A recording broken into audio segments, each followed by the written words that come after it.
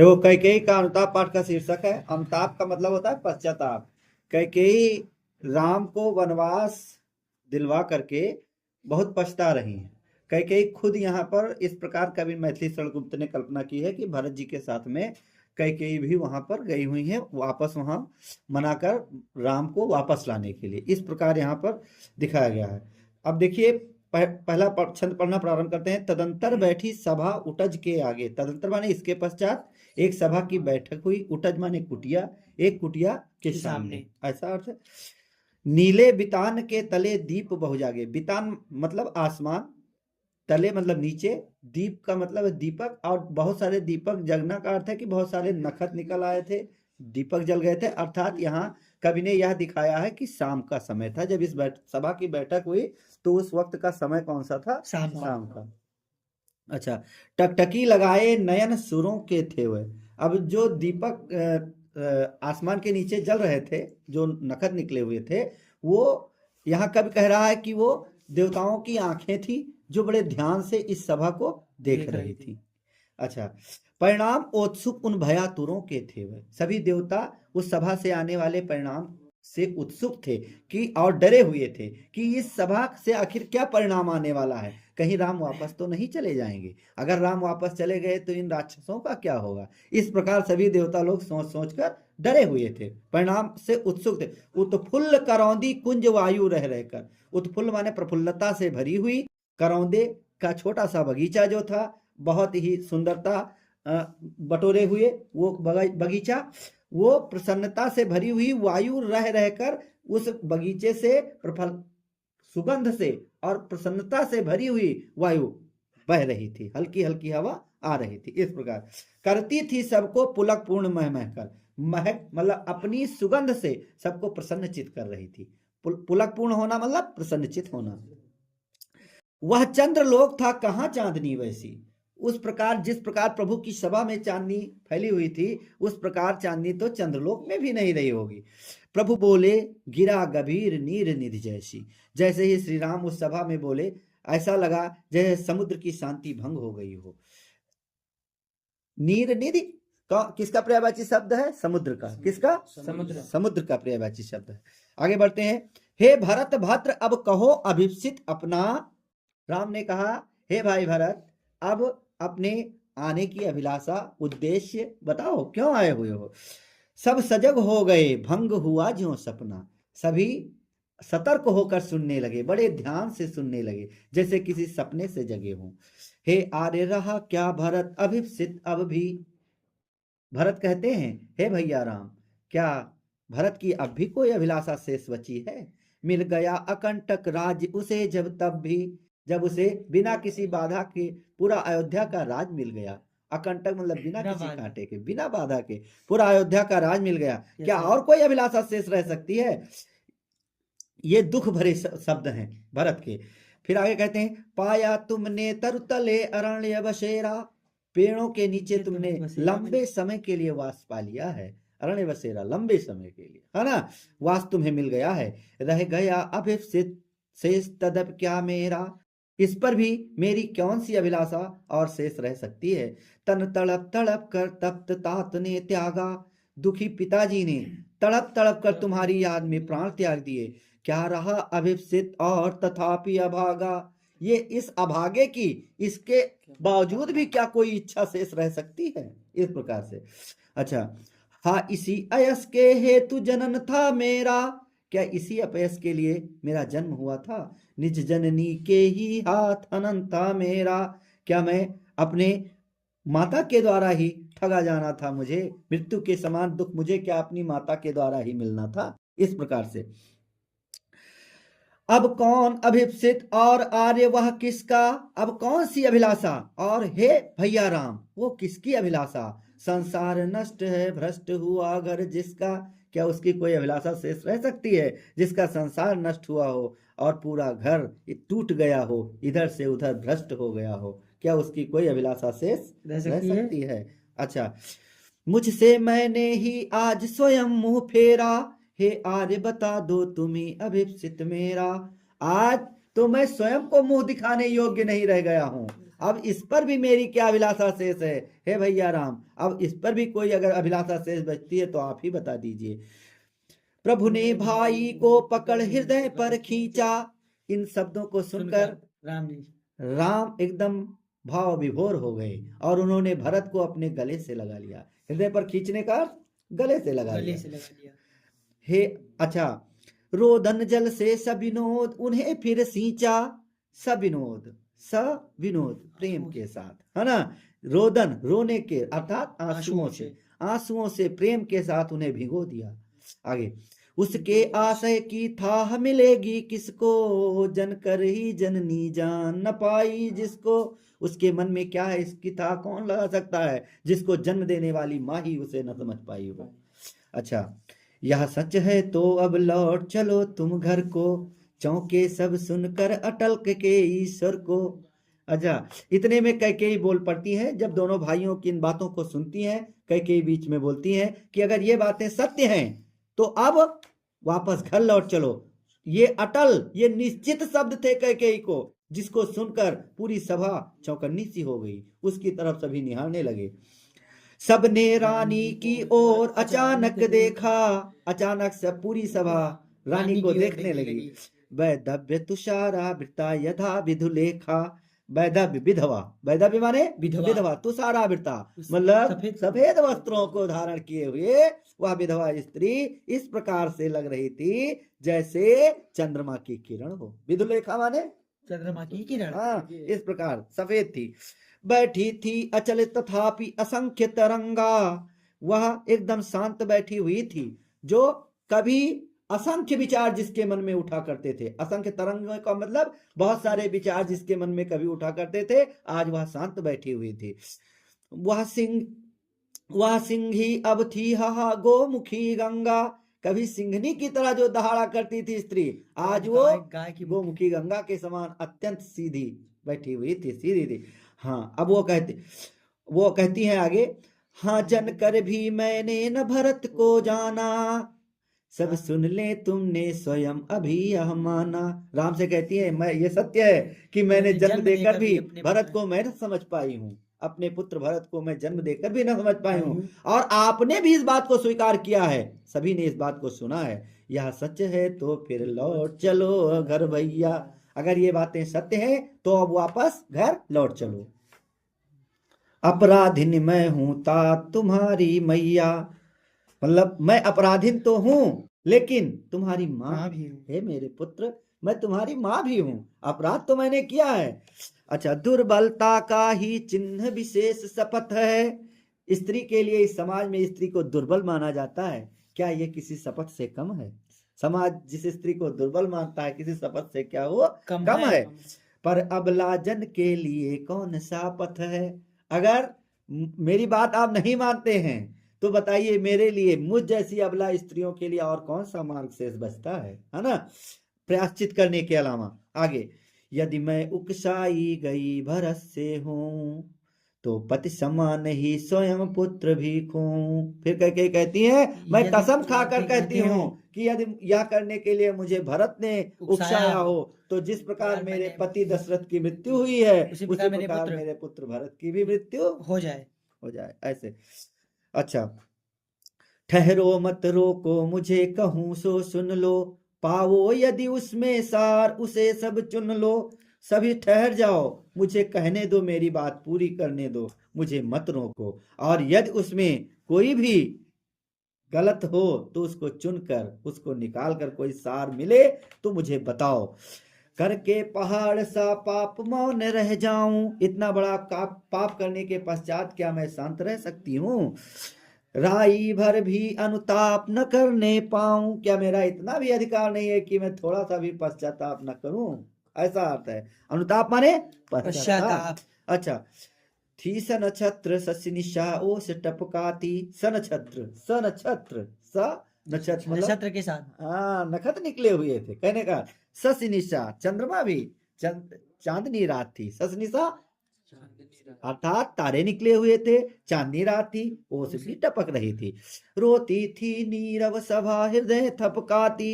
नीरव, रव माने ध्वनि, और जहां आगे नी लग गया तो नी धन रव का अर्थ होगा शांत, जहां ध्वनि ना हो शांत क्या हो जाएगा? रव माने ध्वनि, तो नीरो माने उसका विलोम शब्द शांत। तो वो शांत सभा हृदय पीट पीट कर रो रही थी। अच्छा, उल्कासी रानी दिशा दीप्ति करती थी। उल्का पिंड के समान सफेद वस्त्र को धारण किए हुए रानी कैकेयी जिस दिशा में बैठी हुई थी उस दिशा को प्रकाशमान कर रही थी। अच्छा आगे, सब सब में भय विस्मय और खेद भरती थी। पूरी सभा में डर, आश्चर्य और दुख का कारण बनी हुई थी। क्यों?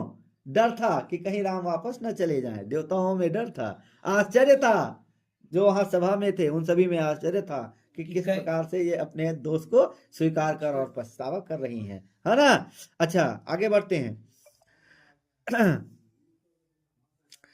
क्या कर सकती थी मरी मंथरा दासी, मेरा ही मन रह न सका निज विश्वासी। अब आगे कहती है मैं क्या कर सकती थी, वो तो मंत्रा दासी ने ये सभी कुछ किया और मेरे मन को ही मुझ पर विश्वास न रह गया था। जल पंजरगत अब अरे अधीर अभागे। अच्छा यहाँ पर कोसती है अपने मन को, स्वयं के मन को कोसती हुई कहती है कि इस पंजरगत, पंजर माने इस शरीर के अंदर ही तू अब मर जा। हे मेरे मन, इस शरीर के अंदर ही तू मर जा। अच्छा मर जा। वह ज्वलित भाव थे स्वयं तुझी में जागे। इस प्रकार की भावनाएं तुझी में तो जगी थी कि राम को वनवास दिया जाए और भरत को राजगद्दी दी जाए। इस प्रकार की भावना तुझ में जगी थी, इसलिए इसका दंड भी अब तुझी को मिलेगा। इस शरीर के अंदर तू तड़प तड़प कर मर जा। अच्छा, पर था केवल क्या ज्वलित भाव ही मन में। क्या इस प्रकार की ही भावना तेरे अंदर शेष बची थी? क्या शेष बचा था कुछ न और इस मन में? क्या और कुछ किसी प्रकार के विचार तेरे अंदर शेष नहीं बचे थे? अपने मन को कोसती हुई कहती हैं। अच्छा, कुछ मूल्य नहीं वात्सल्य मात्र क्या तेरा, पर आज अन्य सा हुआ वत्स भी मेरा। क्या मातृत्व प्रेम का तुझ में कोई मोल ना रह गया था? इसीलिए तो आज मेरा स्वयं का पुत्र भी पराया सा हो गया है। इस प्रकार आगे, छीने ना मात्र पद किंतु भरत का मुझसे, जो कोई जो कुछ कह सके कहे क्यों चूके। अच्छा ऊपर से और एक लाइन छूट गई है, थूके मुझ पर त्रिलोक भले ही थूके। अच्छा, मुझे चाहे कोई पूरा तीनों लोग चाहे मुझे धिक्कारे ही क्यों ना। थूकने का अर्थ क्या है? धिक्कारना। क्यों ना धिक्कारे, जो कोई जो कुछ कह सके क्यों चूके। आज मैं अपराधीन हूं, कोई कुछ भी मेरे बारे में कह सकता है, लेकिन कहे, लेकिन आगे कह के कहती है, छीने न मात्र पद किंतु भरत का मुझसे, लेकिन भरत की मां होने का पद मुझसे न छीना जाए। मात्र पद माने माता का पद, जो मैं भरत की मां हूं, ये पद मुझसे न छीना जाए। अच्छा आगे, रे राम दुहाई करूं और क्या तुझसे। हे राम मैं और क्या विनती आपसे कर सकती हूँ। दुहाई करना माने विनती करना। अच्छा आगे, कहते आते थे यही अभी नरदेही। अब तक तो नरदेही माने लोग यही कहते आ रहे थे, क्या? माता न कुमाता पुत्र कुपुत्र भले ही, कि माता कुमाता नहीं हो सकती, पुत्र कुपुत्र हो सकता है, पुत्र कुपुत्र हो जाए।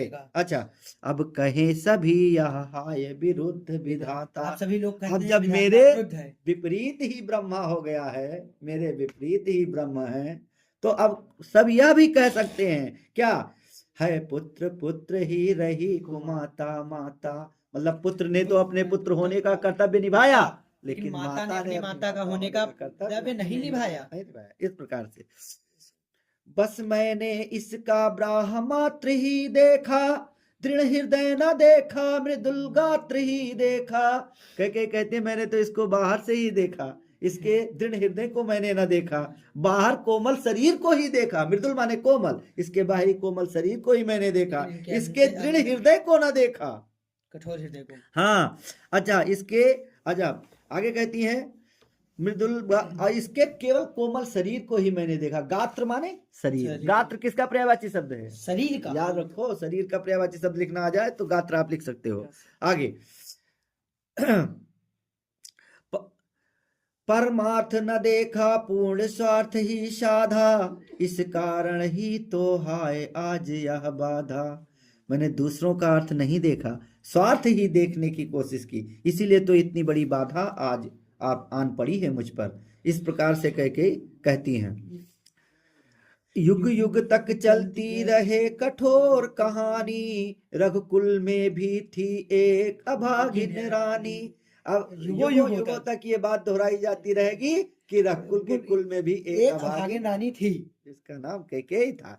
अच्छा, निज जन्म जन्म में सुने जीव यह मेरा, धिक्कार उसे था महास्वार्थ ने घेरा। अब प्रत्येक जीव अपने प्रत्येक जन्म में इस बात को सुनता रहेगा कि उसको धिक्कार है, उसको तो स्वार्थ ने घेर रखा था, उस अभागिन रानी को स्वार्थ ने घेर रखा था। आगे, 100 बार धन्य वह एक लाल की माई, जिस जननी ने है जना भरत सा भाई।